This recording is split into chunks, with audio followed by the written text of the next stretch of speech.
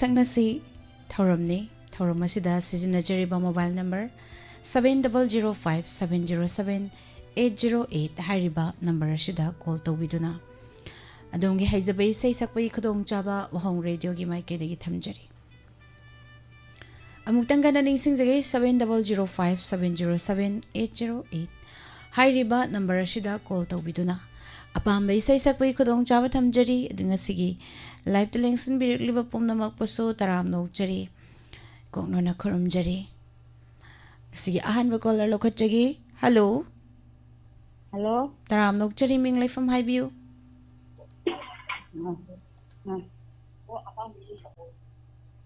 Hello ꯍꯥꯏꯔꯛꯏ hello ꯅꯪ ꯍꯥꯏꯌꯨ ꯑꯩ ꯐꯣꯟ ꯁꯠꯇꯦ ꯍꯜꯂꯣ ꯃꯤꯡ ꯂꯩꯐꯝ ꯍꯥꯏꯕꯤꯌꯨ ꯑꯇꯣꯞꯄꯝ ꯈꯨꯅꯧ ꯑꯇꯣꯞꯄꯝ ꯈꯨꯅꯧꯗꯒꯤ ꯀꯩ ꯃꯤꯡ ꯀꯧꯕꯤꯕꯒꯦ ꯃꯤꯡ ꯍꯥꯟꯅ ꯑꯝꯇꯪ ꯍꯥꯏꯕꯤꯌꯨ ꯃꯤꯡ ꯍꯥꯟꯅ ꯑꯝꯇ ꯍꯥꯏꯕꯤꯌꯨ ꯂꯥꯡꯂꯦꯟꯊꯣꯟ ꯀꯧꯋꯦ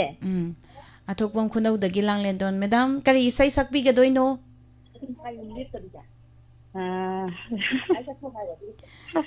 ꯏꯁꯩ ꯁꯛꯅꯁꯤ ꯊꯧꯔꯝꯅꯤ ꯑꯗꯨ ꯀꯔꯤ ꯏꯁꯩꯅꯣ ꯍꯧꯕꯤꯔꯣ ꯇꯧꯕꯅꯤꯗ ꯏꯁꯩ ꯀꯔꯣꯝꯗꯅꯣ ꯍꯥꯏꯅꯣ ꯏꯁꯩ ꯁꯛꯄꯒꯤ ꯊꯧꯔꯝꯅꯤ ꯀꯔꯤ ꯏꯁꯩ ꯁꯛꯄꯤꯒꯗꯣꯏꯅꯣ ꯏꯁꯩ ꯑꯝꯇꯪ ꯁꯛꯆꯔꯒꯦ ꯇꯧꯕ ꯑꯣ ꯍꯧꯕꯤꯔꯣ ꯑꯗꯨꯗꯤ ꯍꯩꯇꯦ ꯁꯛꯆꯔꯒꯦ ꯌꯥꯔꯕ ꯍꯧꯕꯤꯔꯣ ꯅꯪꯒ ꯑꯃꯨꯛꯇꯪ ꯎꯅꯖꯔꯕꯗꯤ ꯃꯍꯩ ꯌꯥꯜꯂꯦ ꯈꯜꯂꯝꯕꯅꯤ ꯄꯨꯟꯁꯤꯁꯦ ꯅꯖꯔꯤ ꯉꯁꯤꯗꯤ ꯅꯍꯥꯛꯀ ꯃꯁꯛꯄꯅꯦ ꯐꯣꯟꯁꯦ ꯌꯥꯝ ꯅꯤꯛꯑꯦ ꯏꯁꯩꯁꯦ ꯌꯥꯝ ꯐꯖꯅ ꯁꯛꯇꯣꯛꯄꯤꯔꯛꯏ ꯉꯥꯏꯔꯛꯄꯗꯣ ꯑꯩꯅ ꯄꯨꯡꯗ ꯀꯌꯥ ꯉꯥꯏꯔꯛꯄꯗꯣ ꯑꯩꯅ ꯀꯔꯤꯕꯨ ꯍꯥꯏꯁꯤꯒꯦ ꯈꯪꯗꯦꯅꯦ ꯅꯪꯉꯣꯟꯗ ꯍꯥꯏꯅꯤꯡꯕꯗꯤ ꯊꯧꯂꯥꯛ ꯐꯣꯡꯗꯣꯛꯄꯗꯤ ꯉꯝꯖꯗ ꯄꯣꯝꯆꯥꯛꯅꯔꯦ ꯊꯃꯣꯏꯁꯦ ꯅꯩꯔꯤ ꯃꯇꯥ ꯃꯅꯥ ꯄꯣꯝꯆꯥꯛꯅꯔꯦ ꯊꯃꯣꯏꯁꯦ ꯅꯩꯔꯤ ꯃꯇꯥ ꯃꯅꯥ ꯅꯪꯒ ꯑꯃꯨꯛꯇꯪ ꯎꯅꯖꯔꯕꯗꯤ करी हायु हाय बगे करी तनु हाय बगे खंजदे मेरी ताकिरमुना हाना सागलसनु हसांसे नलसनु से सागलसनु मेरीना माधुसना ऐसी तेंद उजगे माधुसना ऐसी तेंद उजगे नंगा अमुतंग नजरबदी महायाले कलंबनी कुंसीसे नजरनेदा थागतचरी याम फजना सक्तोकपिरे इसे हेइतेदि हाइको ꯑꯍꯥꯟꯕ ꯁꯛꯆꯕꯅꯦꯕ ꯑꯃꯨꯛ ꯁꯛꯆꯗꯦ ꯉꯁꯤꯗ ꯑꯍꯥꯟꯕꯅꯦ ꯍꯣꯏ ꯌꯥꯝ ꯐꯖꯅ ꯁꯛꯇꯣꯛꯄꯤꯔꯦ ꯊꯥꯒꯠꯆꯔꯤ ꯍꯣꯏ ꯍꯣꯏ ꯊꯥꯒꯠꯆꯔꯤ ꯍꯥꯏꯅꯤꯡꯉꯥꯏ ꯂꯩꯇꯅ ꯌꯥꯝ ꯐꯖꯕ ꯏꯁꯩ ꯑꯃ ꯉꯥꯡꯊꯣꯛꯄꯤꯔꯝꯕ ꯍꯥꯏꯅꯤꯡꯉꯥꯏ ꯂꯩꯇꯅ ꯊꯥꯒꯠꯄ ꯐꯣꯡꯗꯣꯛꯆꯔꯤ ꯃꯈꯥ ꯇꯥꯔꯛꯄ ꯀꯣꯂꯔꯗ ꯈꯨꯗꯣꯡꯆꯥꯕ ꯄꯤꯖꯒꯦ ꯊꯝꯖꯔꯤꯕ ꯅꯝꯕꯔ 7005707808 ꯍꯥꯏꯔꯤꯕ ꯅꯝꯕꯔ ꯑꯁꯤꯗ ꯀꯣꯜ ꯇꯧꯕꯤꯗꯨꯅ ꯑꯗꯣꯝꯒꯤ ꯑꯄꯥꯝꯕ ꯏꯁꯩ ꯁꯛꯄꯒꯤ ꯈꯨꯗꯣꯡꯆꯥꯕ ꯊꯝꯖꯔꯤ ꯍꯜꯂꯣ ꯍꯜꯂꯣ ꯇꯔꯥꯝ ꯅꯣꯛꯆꯔꯤ ꯃꯤꯡ ꯂꯩꯐꯝ ꯍꯥꯏꯕꯤꯌꯨ ꯃꯥ ꯀꯩꯅꯁꯅ ꯀꯔꯤ ꯏꯁꯩ ꯂꯥꯟꯊꯣꯛꯄꯤꯒꯗꯣꯏꯅꯣ ꯁꯦꯝ ꯁꯥꯕ ꯏꯁꯩ ꯑꯝꯇꯪ ꯈꯨꯗꯣꯡꯖꯒꯦ ꯏꯃꯥꯅ ꯁꯦꯝ ꯁꯥꯕ ꯍꯧꯕꯤꯔꯣ चिंगी लैसाना हेंदुको इसानी मलाना हेंदुने सुनिनो सुनिनो ये आछन पासरे रोजंदे बचितुना लाहो हिजो प्रेमा युचिगे मंदिरो थाजो Isa 오연구는 때나 여기에 할까 빠연도 꿀러 몹시디 하이러네 연하는데 와보기도 밤을 뛰나 빠져치게 남들로 타야만 주 이샤프 사람이고 알토시 나이여지게 원하는데 나시노 밤을 뛰나 빠져치게 남들로 타야만 주 우리를 파괴하고 말처럼 일어나기에 태양 살게 많아 양기엔 들었다 초록 모양이 살다가 나가고 기다 3월 때나 예약치게 원하는데 오기도 밤을 뛰나 아득히고 때론 홀로 파도 넘치 파도 넘는 싸움이 와시와 할기는 할기로 밤을 뛰나 한국치게 원하는데 보람치 밤을 뛰나 아득히게 할까 빨간도 불러 며칠이 파도 나네 원하는데 아직놈이 밤을 뛰나 아득히게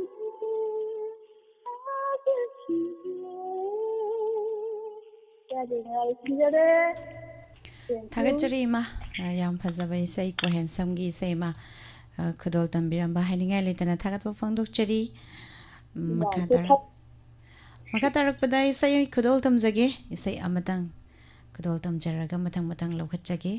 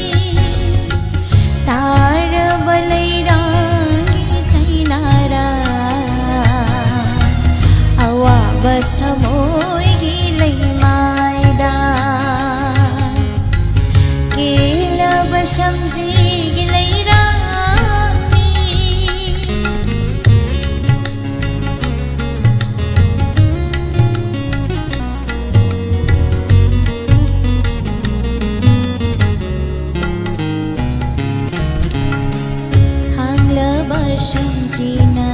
ngai hori leinam namalangda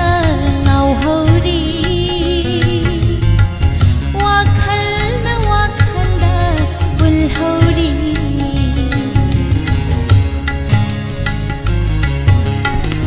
hanglaba समझिना ngai hori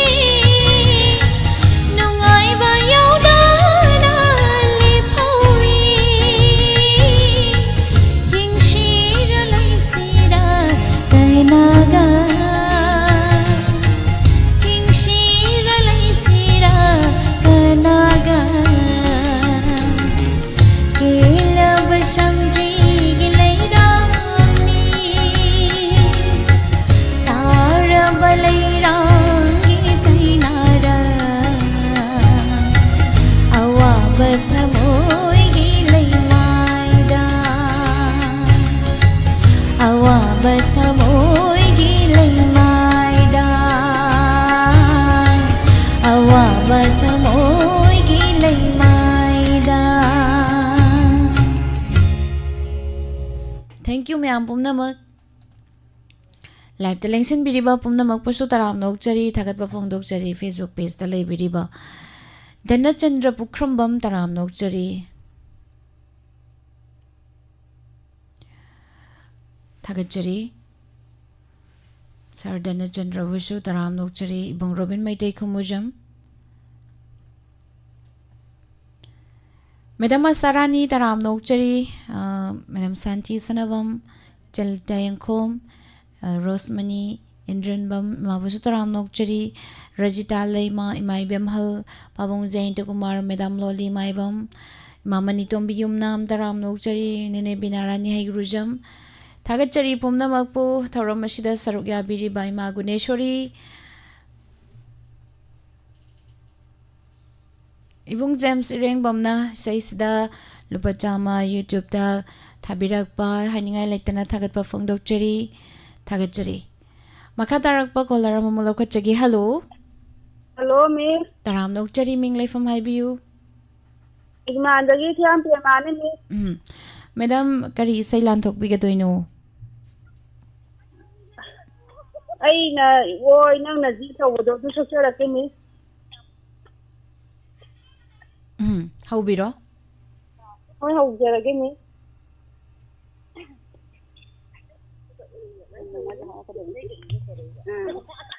हौजरगे मिस तंदो ओनजे इतै बजे लै अइनने येतने अइनने ओयदने नंगनने ओयदने अइनने येतने ताइबं ख्वाइगी ममांगा जेट ओयगफम कुंदो परे खुसना नंगु अइगी ओयगे पालेम पंथौ मांग था खोइरुम ख्वाइ ममांगा लेना दुना तुगी नंगु मोंग इरांग याय ओइरगे नंगु अइगी लै मादो उरगे नंगु अइगी मोंग इरांग याय नंगनने ओइदने अइनने येतने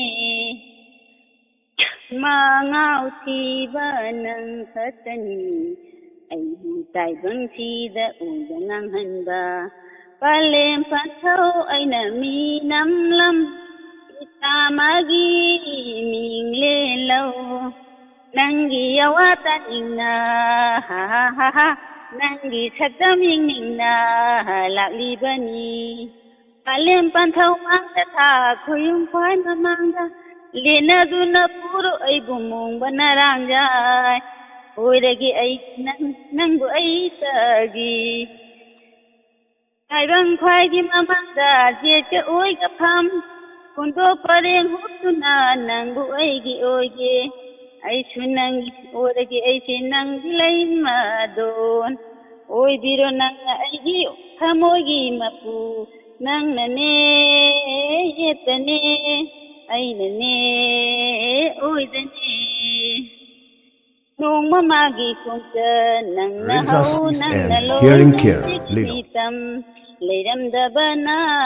ꯅꯪꯅ ꯑꯩꯕꯨ ꯆꯤꯡꯅꯕꯔꯥ ꯅꯨꯡꯁꯤ ꯍꯥꯏꯕ ꯂꯥꯏ ꯅꯨꯡꯁꯤ ꯈꯣꯡꯊꯥꯡ ꯂꯨꯏ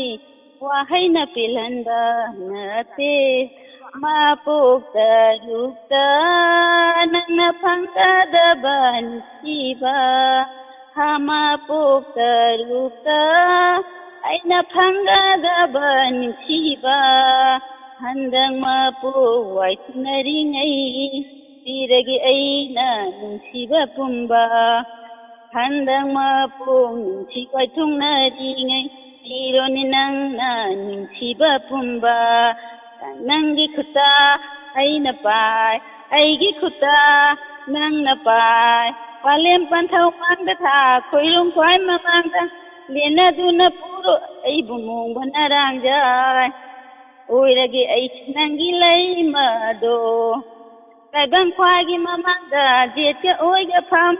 ꯈꯣꯡꯗꯣꯛ ꯄꯔꯦꯡ ꯍꯨꯠꯇꯨꯅ ꯅꯪꯕꯨ ꯑꯩꯒꯤ ꯑꯣꯏꯒꯦ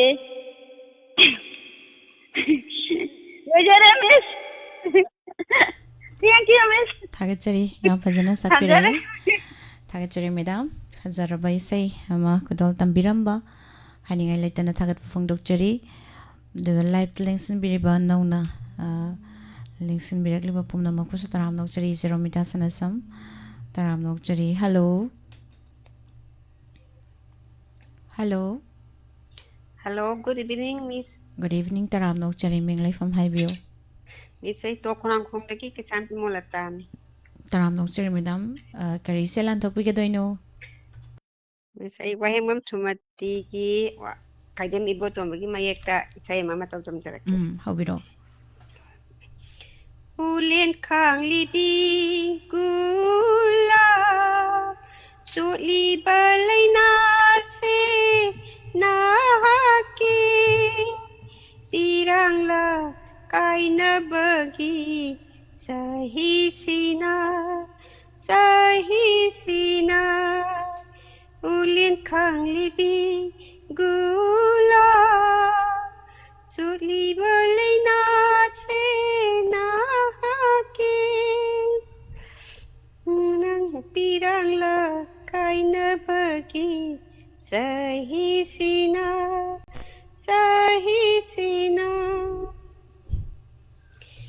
ningtham ki ulin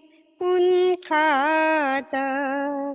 kinta basamlam gulaki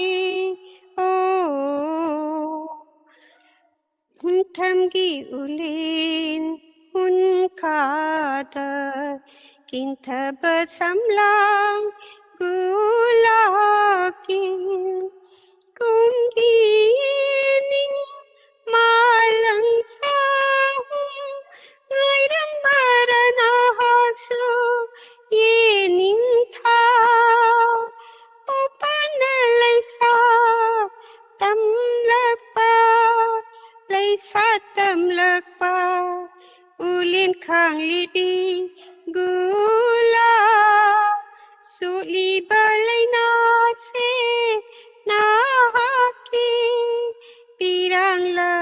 kay na bagi sahi sina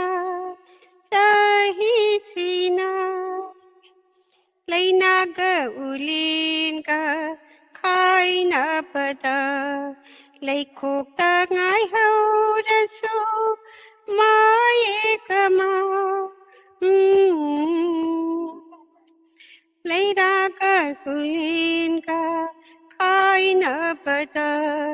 laykok ta ngay hawdaso mayekama sakini gulati isay surgamay ka sana na ano ba sahina laklaga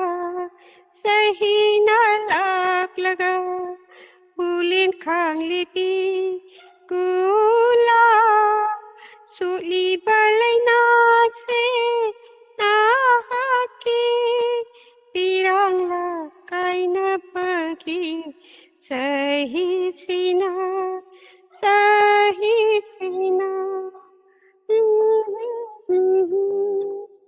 Mr. Sinjara थागतचरी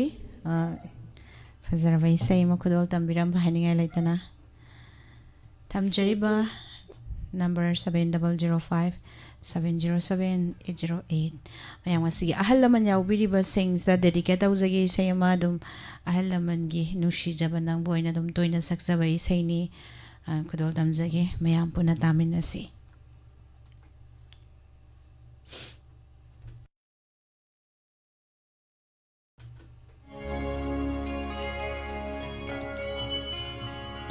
nushi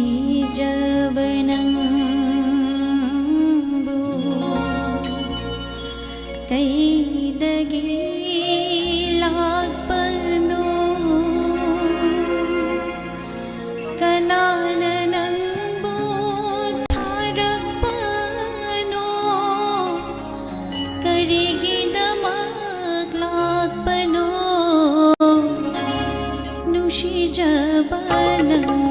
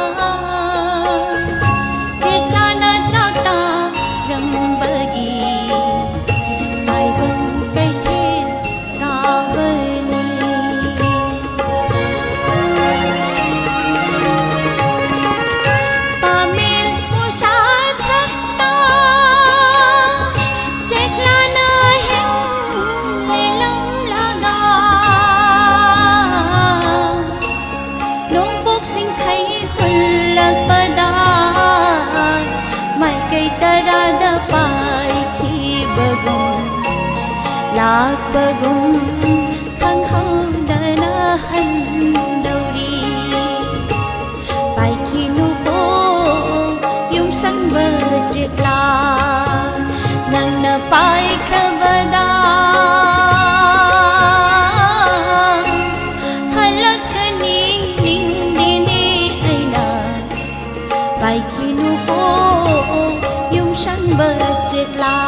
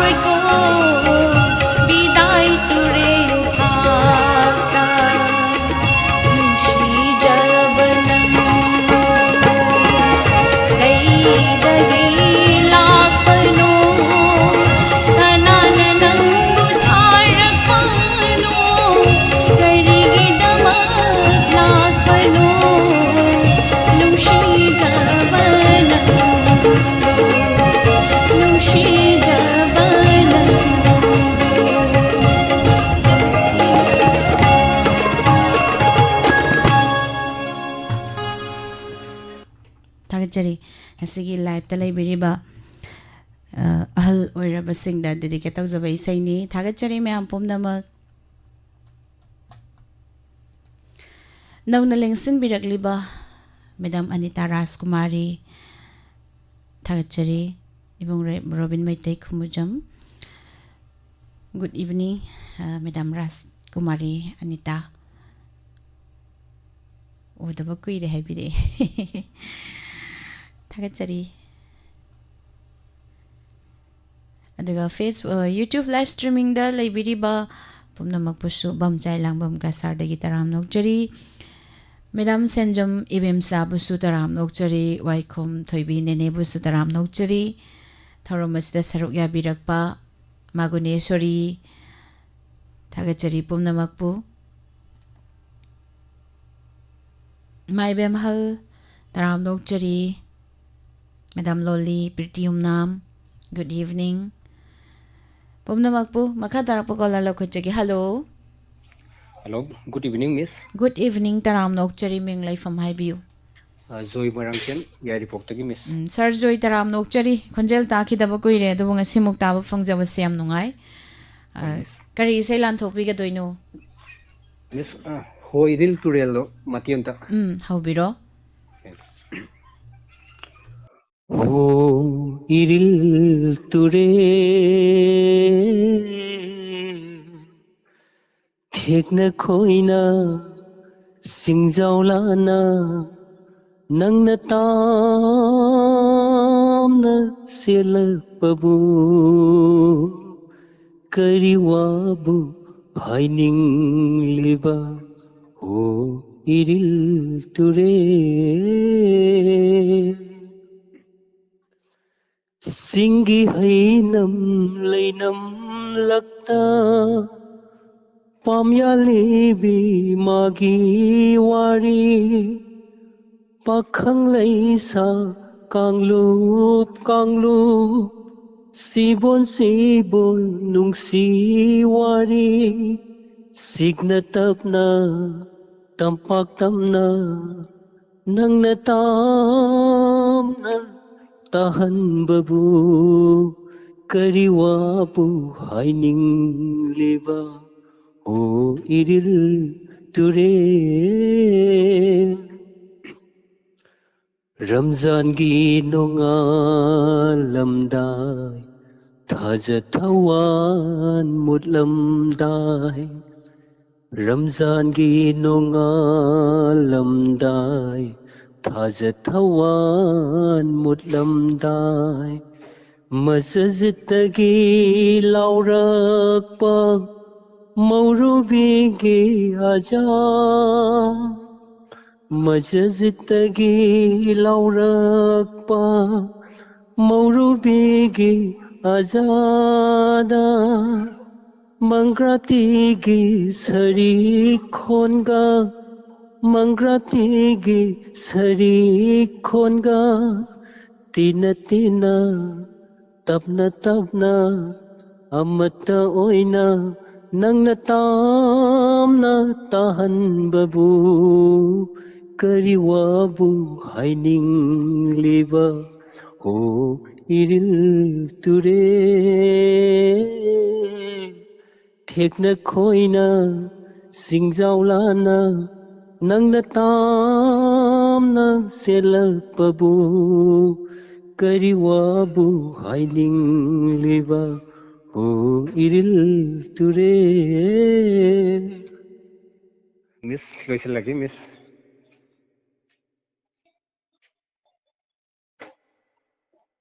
थागतचरी sir याम फजबा इसैनी इरिल तुरेल थागतचरी ताबिरिबो खुदिमा सोइकिबो यावसं आपिना भाइजरी थागतचरी सर मथंगी कॉलर द खुदोंग चाव पिजगे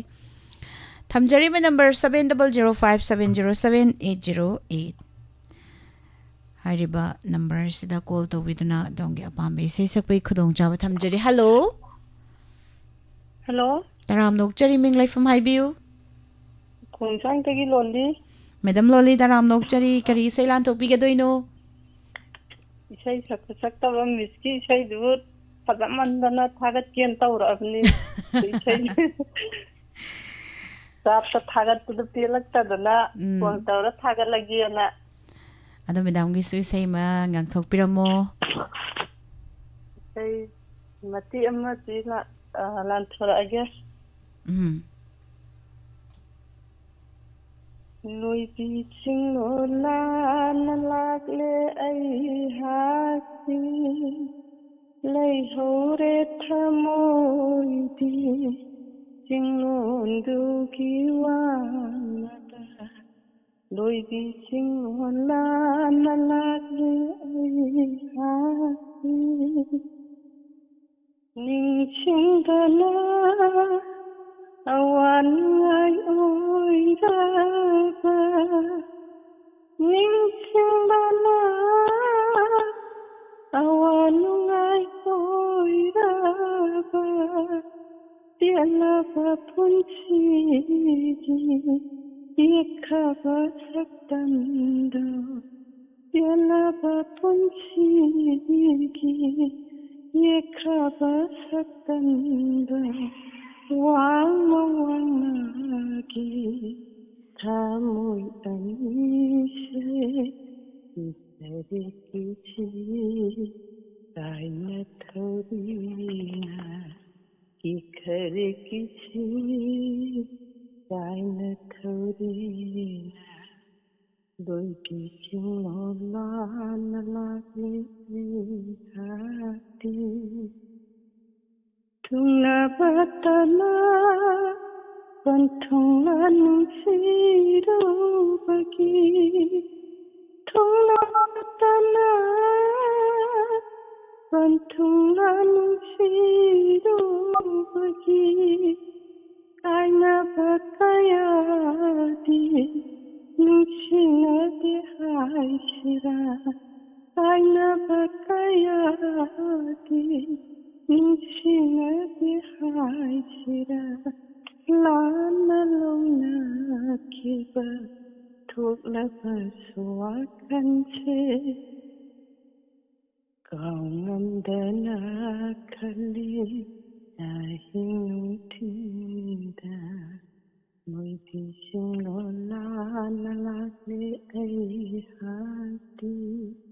ꯃꯤꯁ ꯁꯤꯗ ꯂꯣꯏꯖꯔꯒꯦ.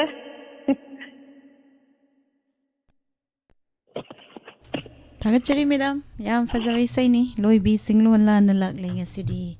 ꯂꯩꯍꯧꯔꯦ ꯊꯃꯣꯏꯗꯨꯒꯤ ꯀꯔꯤ ꯆꯤꯡꯂꯣꯟ ꯃꯥꯄꯟ ꯀꯔꯤꯅꯣꯝ ꯍꯥꯏꯗꯥꯏꯅꯦ. ꯌꯥꯝ ꯐꯖꯕ ꯏꯁꯩ ꯃꯌꯦꯛꯅꯦ. ꯑꯩꯅ ꯊꯥꯒꯠꯆꯔꯤ ꯏꯁꯩ ꯈꯨꯗꯣꯜ ꯇꯝꯕꯤꯔꯝꯕ ꯍꯥꯏꯅꯤꯡꯉꯥꯏ ꯂꯩꯇꯅ ꯊꯥꯒꯠꯆꯔꯤ. ꯏꯃꯥꯕꯤꯅꯣ ꯀꯣꯟꯖꯪꯕꯝ ꯇꯔꯥꯝ ꯅꯣꯛꯆꯔꯤ. ꯆꯕ꯭ꯔꯖꯦꯁꯣꯔꯤ ꯇꯈꯦꯜ ꯆꯪꯕꯝ ꯇꯔꯥꯝ ꯅꯣꯛꯆꯔꯤ. Hello hello hello. ꯇꯔꯥꯝ ꯅꯣꯛꯆꯔꯤ, ꯃꯤꯡ ꯂꯩꯐꯝ ꯍꯥꯏꯕꯤꯌꯨ. ꯑꯣ, ꯑꯩ ꯀꯛꯆꯤꯡꯗꯒꯤ ꯏꯟꯗꯣꯆꯥ ꯚꯥꯅꯨꯅꯦ. ꯀꯔꯤ ꯏꯁꯩ ꯂꯥꯟꯊꯣꯛꯄꯤꯒꯗꯣꯏꯅꯣ ꯏꯗꯣꯝꯆꯥ? ꯑꯩꯒꯤ ꯀꯣꯜꯁꯦ ꯌꯥꯗꯗꯅꯅꯦ ꯐꯝꯃꯤꯟꯅꯕ ꯃꯤ ꯏꯆꯦ ꯑꯃꯗꯒꯤ ꯋꯥꯏꯔ ꯇꯧꯔꯛꯏꯅꯤꯅ ꯑꯗꯨꯝ ꯑꯇꯧ ꯈꯨꯗꯤꯡꯒꯤ ꯑꯩ ꯐꯣꯟꯁꯦ ꯐꯪ ꯉꯝꯗ꯭ꯔꯦꯕ. ꯑꯩ ꯐꯣꯟꯗꯣ ꯅꯨꯡꯉꯥꯏꯇꯗꯅ. ꯑꯣ, ꯑꯗꯣ ꯏꯁꯩ ꯃꯇꯦꯛ ꯑꯃꯇꯪ ꯁꯛꯂꯛꯑꯒꯦ, ꯌꯥꯝꯅ ꯂꯣꯏꯕꯧ ꯁꯛꯇ꯭ꯔꯁꯨ. ꯍꯣꯏ ꯍꯣꯏ, ꯍꯧꯕꯤꯔꯣ. ꯑꯣ, ꯈꯣꯏꯌꯨꯝꯒꯨꯝꯕꯗꯣ ꯁꯛꯂꯛꯑꯒꯦ. ꯈꯣꯏꯌꯨꯝꯒꯨꯝꯅ ꯁꯛꯂꯣꯠꯄ ꯅꯣꯡꯊꯥꯡꯒꯨꯝꯅ ꯆꯤꯡꯃꯥꯡꯕ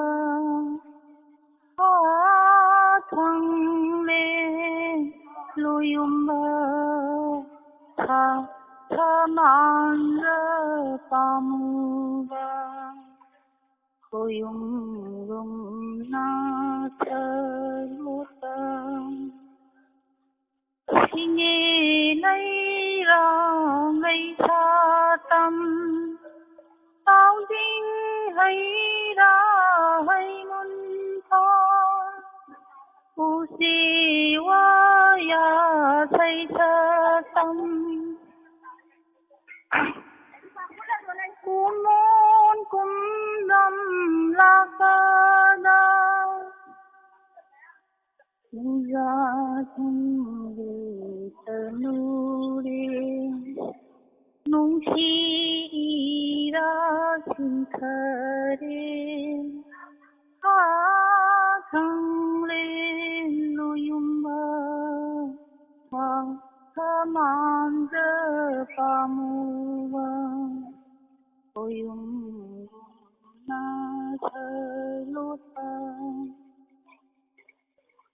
복사기 농시 남이가 리리 공로이 흘러가 떠나보낸 허락나 रगोई खोते खल्लीगा मुझा पाई मरनोले नुंशीरा सिंथरे हाथंले नोयुम्बा पाखं कोई रही ताम खबर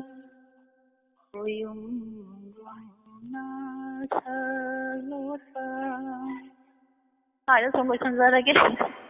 ꯃꯈꯥ ꯇꯥꯔꯣꯏ ꯊꯥꯒꯠꯆꯔꯤ ꯏꯟꯗꯣꯝꯆꯥꯕꯅꯨ ꯈꯣꯏꯌꯨꯝꯒꯨꯝꯅ ꯁꯛꯂꯣꯠꯄ ꯅꯣꯡ ꯁꯛꯅꯤꯡꯃꯟꯗꯅ ꯁꯛꯂꯛꯏꯅꯤ ꯍꯣꯏ ꯊꯥꯒꯠꯆꯔꯤ ꯍꯥꯏꯅꯤꯡꯉꯥꯏ ꯂꯩꯇꯅ ꯃꯈꯥ ꯇꯥꯔꯛꯄ ꯀꯣꯂꯔ ꯂꯧꯈꯠꯆꯒꯦ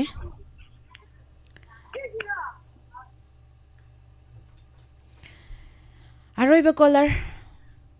ꯃꯇꯝꯁꯤꯁꯨ ꯖꯔ ꯖꯔ ꯖꯔ ꯁꯨꯝ ꯍꯧꯖꯤꯟꯈꯤ ꯉꯁꯤꯒꯤ ꯑꯔꯣꯏꯕ ꯀꯣꯂꯔ ꯈꯨꯗꯣꯜ ꯇꯝꯖꯒꯦ ꯍꯜꯂꯣ ꯍꯜꯂꯣ ꯇꯔꯥꯝ ꯅꯣꯛꯆꯔꯤ ꯃꯤꯡ ꯂꯩꯐꯝ ꯍꯥꯏꯕꯤꯌꯨ ꯃꯦꯗꯥꯝ ꯑꯩ ꯈꯥꯡꯕꯣꯛꯇꯒꯤ ꯃꯦꯝꯊꯣꯏ ꯀꯔꯤ ꯏꯁꯩ ꯂꯥꯟꯊꯣꯛꯄꯤꯗꯣꯏꯅꯣ ꯃꯦꯗꯥꯝ ꯁꯨꯔꯃꯤꯂꯥ ꯈ꯭ꯋꯥꯏꯔꯥꯛꯄꯝꯅ ꯁꯛꯄ ꯏꯁꯩ ꯑꯃꯇꯪ ꯁꯛꯆꯒꯦ ꯍꯧꯕꯤꯔꯣ ꯅꯣꯛꯂꯤꯕ ꯃꯤꯅꯣꯛꯇ ꯑꯩꯇꯅ ꯎꯍꯧꯕ ꯍꯪꯁꯤꯡꯅꯗ ꯆꯠꯈꯤꯕ ꯂꯣꯏꯅ ꯀꯌꯦꯡꯍꯧꯕ ꯋꯥꯁꯨ ꯉꯣꯟꯗꯅ ꯃꯤꯆꯥꯅꯔꯒ ꯊꯃꯣꯏꯁꯤꯅ ꯂꯩꯍꯧꯕ ꯉꯥꯎꯔꯦ ꯊꯃꯣꯏꯁꯦ ꯅꯪꯅ ꯄꯣꯊꯥꯍꯟꯕꯤꯔꯣ ꯅꯇꯨꯡ ꯏꯟꯅꯤꯡꯂꯦ ꯋꯥꯈꯜꯁꯦ ꯍꯥꯏꯔꯣ ꯇꯥꯅꯤꯡꯕ ꯋꯥꯍꯩꯗꯨꯃ ꯇꯥꯖꯒꯦ ꯄꯦꯟꯒꯦ ꯊꯃꯣꯏꯁꯦ ꯅꯐꯝꯗꯩ ꯎꯕ ꯊꯥꯡꯕ ꯉꯝꯗꯦ ꯃꯔꯧ ꯂꯩꯅ ꯌꯦꯡꯅꯨ ꯉꯥꯎꯔꯒ ꯆꯠꯈꯤꯕ ꯄꯥꯝꯕꯔꯥ ꯅꯪꯕꯨ ꯇꯧꯁꯤꯟꯅꯔ ꯂꯩꯅꯨ ꯅꯠꯇꯧ ꯈꯪꯕ ꯑꯩꯅꯤ ꯁꯥꯎꯅꯕ ꯂꯩꯇꯅ ꯅꯨꯡꯁꯤꯅꯔꯁꯦ ꯐꯊꯔꯣ ꯅꯪꯕꯨ ꯅꯨꯡꯁꯤꯒꯦ ꯑꯩꯅ ꯄꯥꯝꯖꯕ ꯅꯨꯡꯁꯤ ꯂꯩꯀꯣꯜꯂꯒ ꯅꯨꯡꯁꯤ ꯋꯥꯔꯤ ꯁꯥꯔꯨꯁꯤ ꯊꯃꯣꯏ ꯑꯅꯤ ꯃꯌꯦꯛ ꯁꯦꯡꯉꯨꯔꯁꯦ ꯃꯤꯉꯣꯟ ꯊꯃꯣꯏ ꯋꯥꯍꯜꯂꯅꯨ ꯈꯥꯡꯕꯩ ꯄꯥꯡꯒꯜ ꯂꯩꯇꯔꯦ ꯊꯃꯣꯏ ꯁꯦꯡꯉꯨꯛꯇ ꯅꯨꯡꯁꯤꯕꯤꯌꯨ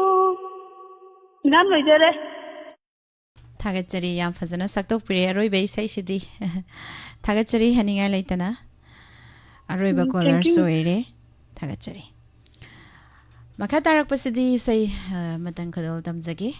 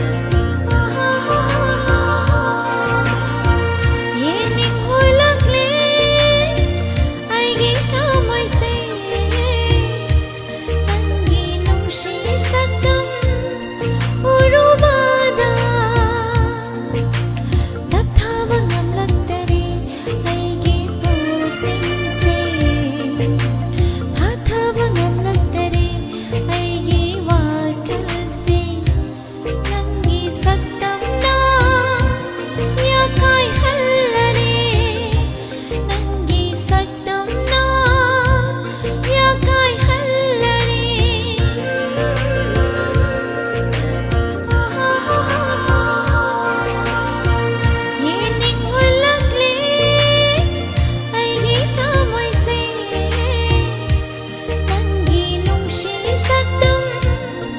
urubana nangi nungshi saktam urubana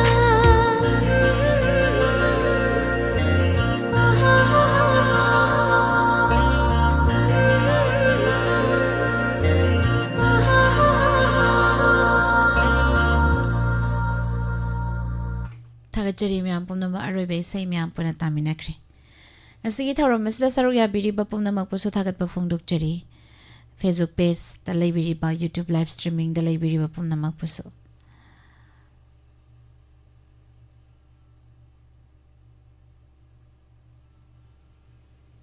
Nung sayam saya bi Madam Anita Raskumari. Sida na ko ingba nung sayam saba. Miski program phang ba ngamjari heba.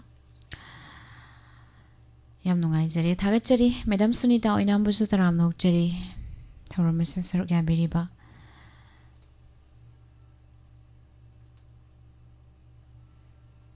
Thagat jari ngasigi 90.0 wahong radio da sandok sariba thawram asibu tabiriba midyang tabiriba pumnamak